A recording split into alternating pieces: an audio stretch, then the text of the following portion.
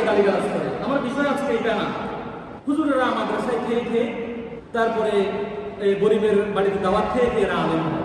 এদের কথার এই 500 টাকা 1000 টাকা যারা মানুষের ঘরে খায়া লিল্লা খায়া যারা বড় হইয়া বড় বড় কথা বলে, এদের কথা এদের কোনো সেন্স কাজ করে বলে আমি মনে করি না। এই কথাটা যদি কেউ বলে তার কি ইমান পরিপূর্ণ থাকার কথা? জোরে বলতে হবে, থাকার কথা। আপনারা মানবেন? কেউ যদি বলে কোনো প্রফেসর মানুষের বাড়িতে খেয়ে খেয়ে প্রফেসর হয়েছে, সে কি এটা মেনে নিবে? আস্তাগফিরুল্লাহল আযীম। রাসূলুল্লাহ সাল্লাল্লাহু আলাইহি ওয়াসাল্লাম বলেন, আল উলামাউ উম্মতি কাআম্বিয়াই বনি ইসরাঈল।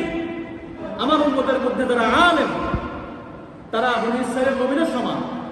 সুবহানাল্লাহি ওয়া বিহামদিহি। এই নবী সমতুল্য উলামায়ে কেরামকে যদি কেউ বলে তার মানুষের বাড়িতে খায় আর 2 টাকা 5 টাকা 500 টাকা দিলে ফতোয়া পরিবর্তন করে, তার বিরুদ্ধে কি কথা বলার দরকার আছে কি নাই? এখন সে যদি জামাত ইসলাম করে বলা যাবে না? বিএনপি করলে, অন্যায় করলে, আমার বাবাও যদি করে, লা তাআতা লিমাখলুকিন ফি মাসিয়াতিল খালিক। রাসূলুল্লাহ সাল্লাল্লাহু আলাইহি ওয়াসাল্লামের হাদিস, বাবা যদি বলে চুরি করে ওই আমটা নিয়ে আসো, এটা মানা যাবে না। মা যদি বলে হুজুরকে একটা গালি নিয়ে আসো, এটা মানা যাবে না।